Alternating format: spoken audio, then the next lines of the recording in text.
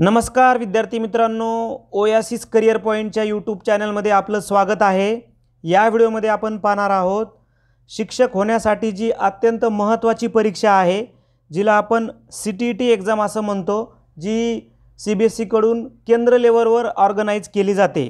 या परीक्षेमध्ये लँग्वेज खूप महत्त्वाच्या आहेत, म्हणजे लँग्वेज फर्स्ट आणि लँग्वेज सेकंड असं प्रत्येक पेपरला, म्हणजे CTET पेपर 1 लाही 2 लँग्वेज आहेत आणि CTET पेपर 2 लाही 2 लँग्वेज आहेत, म्हणजे एकूण 60 मार्काच्या तुम्हाला भाषा विचारलेल्या असतात। म्हणून या व्हिडिओमध्ये आपण CTET परीक्षा तयारी करत असताना भाषा 1 आणि भाषा 2 याचा नेमका सिलेबस काय आहे, प्रश्नांचं स्वरूप कसं असतं, कोणती महत्त्वाची मुद्दे आहेत जी CBSEनं सिलेबसमध्ये दिलेले आहेत, अगदी सिलेबसच्या संदर्भानं बोलणार आहोत। सिलेबसमधील महत्त्वाच्या संकल्पना, सिलेबसमधील महत्त्वाचे शब्द, लाईन टू लाईन विश्लेषण आपण या व्हिडिओच्या माध्यमातून करणार आहोत। साधारणपणे 60 मार्काचा हा व्हिडिओ असणार आहे, म्हणजे जे विद्यार्थी CTETची जर फर्स्टची तयारी करतात त्यांच्यासाठी 60 मार्काचा, आणि जे विद्यार्थी सेकंडची तयारी करतात किंवा दोन्ही पेपर जर देणार असेल तर त्यांच्यासाठी अतिशय महत्त्वाचा साधारणपणे 60 गुणांची तयारी कशी करावी या संदर्भानं चर्चा आपण या व्हिडिओच्या माध्यमातून करणार आहोत।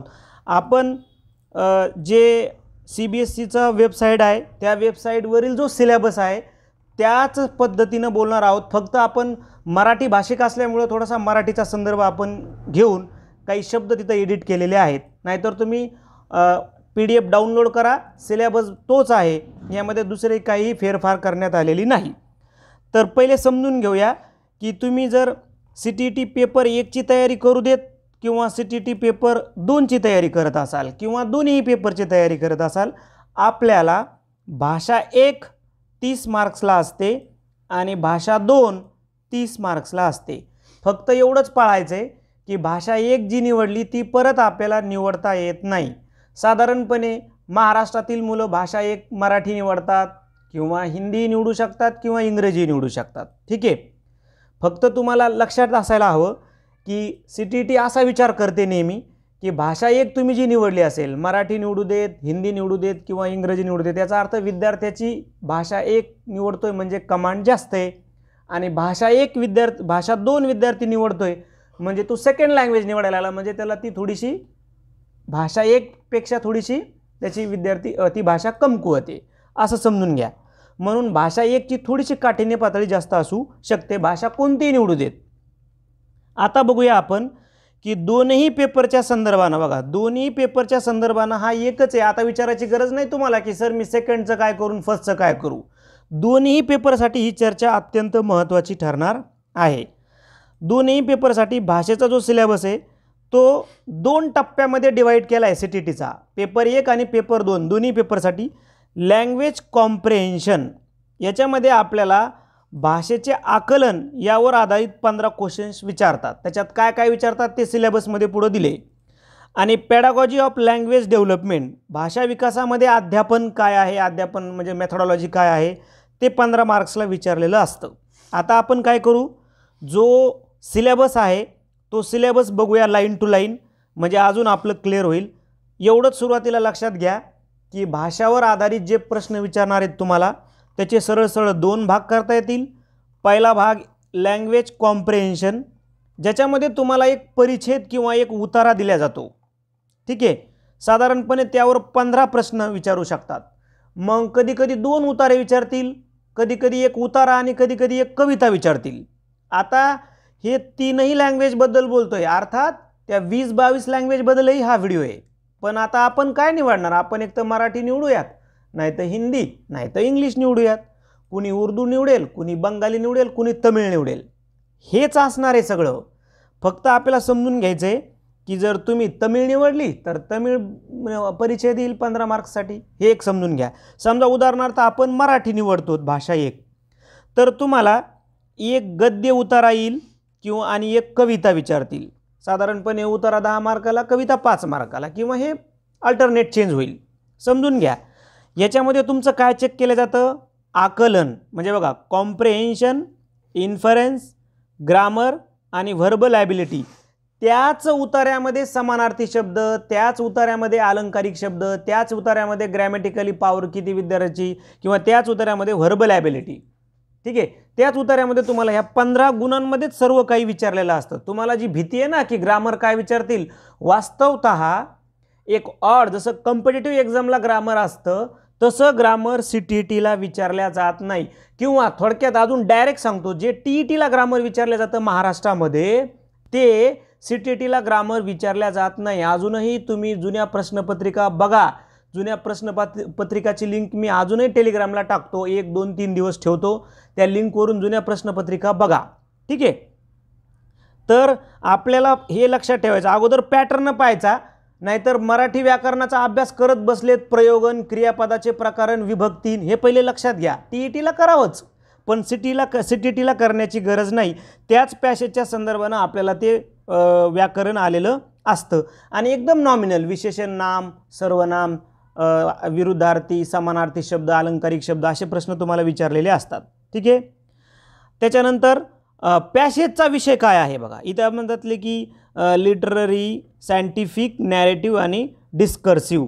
म्हणजे आता परत आपल्याला अवघड शब्द आले. आता हे मुळामध्ये काय पॅसेज विचारला असतो, त्याच्यामध्ये एकतर सायंटिफिक पॅसेज असू शकतो, विज्ञानवर, एखादा कथा असते, कथात्मक साहित्याची चर्चा, अवलोकन केलेलं असतं, ठीक आहे. या संदर्भानं तुम्हाला पॅसेज कोणताही विचारू देत, तुम्हाला पॅसेज कसा सोडवायचा, आपण आता काय करू, 1-2 दिवसामध्ये नेमकं पॅसेज, CTETचे पॅसेज कसा सोडवायचा यावरच एक व्हिडिओ बनवू. म्हणजे तुम्हाला अजून काय होईल, क्लिअर कट माहीत होईल किंवा मी CTETचा पॅसेज आल्यावर कसा सोडू. अरे लक्षामध्ये, तो व्हिडिओ बघू आपण 2 दिवसानंतर, तो सुद्धा आपण व्हिडिओ बनवू, ठीक आहे. आता हे झाले 15 मार्क्स. 15 मार्क्सला काय विचारणार मग, पॅसेज, मराठीमध्ये उतारा आणि पोएम, इंग्रजी म्हणजे मराठीमध्ये कविता. म्हणजे उतारा नाही कविता, उतारा आणि कवितेला झाले 15 मार्क्स. आता गोष्ट राहिली 15 मार्क्सची, ठीक आहे. तर बाकीच्या 15 मार्कला काय बघा, इथे सुद्धा 15 मार्क्सला व्याकरण नाही, राहिलेल्या 15 मार्क्स. आता मी हे 3ही लँग्वेजबद्दल बोलतोय, मी हे परत का सांगतो, परत तुम्ही म्हणला सर इंग्रजीचं सांगा. इंग्रजीचंही सेम हेच, इंग्रजीला पण उतारा, हिंदीला पण उतारा, इंग्रजीला पण पोएम, हिंदीला पण पोएम आणि मराठीला पण पोएम. याच्यामध्ये काही जास्त फरक पडणार नाही. परत लक्षात घ्या, फर्स्ट लँग्वेजलाही हेच आणि सेकंड लँग्वेजलाही हेच, परत वेगळं काही करण्याची गरज नाही. म्हणून तर म्हणलो की 60 गुणांचा हा व्हिडिओ असणार आहे की मी 60 गुण, म्हणजे तुम्ही विचार करा 150 पैकी 60 गुण म्हणजे भरपूर तुम्ही या व्हिडिओतून घेण्यासारखं आहे. आता ह्या 15 गुणासाठी काय करायचं आहे बघा. ह्या 15 गुणासाठी एका वाक्यात सांगतो. हे आपण हे जे दिलेत ना आपल्याला CBSEच्या PDF मध्ये, ह्या ज्या काही लाईन्स दिलेल्या आहेत ना सिलेबसच्या, त्याच्यापेक्षा तुम्ही जो D.Ed आणि B.Edला जी अध्यापन पद्धतीशास्त्र बुक अभ्यासलंय, अध्यापन पद्धती, ते म्हणजेच हे 15 गुण आहेत. मग याच्यामध्ये तुम्ही मराठी अध्यापन पद्धती सेपरेट करा, हिंदी अध्यापन पद्धती सेपरेट करा, इंग्रजी अध्यापन पद्धती सेपरेट करा, ठीक आहे. बुक तुम्हाला उपलब्ध होईल हिंदी मराठीचं, पण तुम्ही गरजच नाही ना, तुम्ही D.Ed B.Edचे बुक जा पाठीमागं आणि मराठी, समजा तुम्ही मराठी भाषा घेतली तर मराठी अध्यापन पद्धतीचा अभ्यास करून जा, तुमचे 15 मार्क्स कव्हर होतात. तुम्ही इंग्रजी भाषा घेतली आहे, इंग्रजी अध्यापन पद्धतीचं बुक करून जा, D.Edचं B.Edचं, तुम्हाला 15 मार्क कव्हर होतात. तुम्ही हिंदी घेतली आहे, आता सेपरेट CTETचं बुक घ्याल तर मग आपलं डोकं खराब होईल. त्यापेक्षा D.Ed B.Edचे जर तुम्ही अध्यापन पद्धतीचे बुक वापरले, आणि तुम्हाला 2च बुक थोडे वाचायचे आहेत ना, तुम्हाला 2च बुक वाचायचे आहेत, ठीक आहे. ही चर्चा आपण थोडीशी थांबू आणि आपण आता लाईन टू लाईन बघूया. त्या 15 गुणासाठी काय काय करायचं आहे आपल्याला. लर्निंग अँड ॲक्वेशन ऑफ, म्हणजे अध्ययन आणि संपादन कसं करायचं आहे भाषेचं, म्हणजे अध्यापन पद्धती आल्याच बघा, मग कोणती, हिंदी असेल किंवा कोणती भाषा असेल. प्रिन्सिपल ऑफ लँग्वेज टीचिंग, भाषा अध्यापनाची तत्व कोणकोणती आहेत बघा, हे तुम्हाला अध्यापनाच्या बुकमधूनच करावं लागेल. Role of listening and speaking, याच्यामध्ये काय आहे, ऐकण्याची आणि बोलण्याचा रोल काय आहे, ऐकणाऱ्याचा आणि बोलण्याचा रोल काय असतो. फंक्शन ऑफ लँग्वेज, भाषेचं काम काय, भाषेचं कार्य काय आहे. How children use it is a tool, मुलं टूल म्हणून भाषेचा उपयोग कसा करतात. Critical perspective on role of grammar, ग्रामरचा रोल काय इन लर्निंग, शिकण्यामध्ये, भाषा शिकण्यामध्ये ग्रामरचा रोल काय आहे.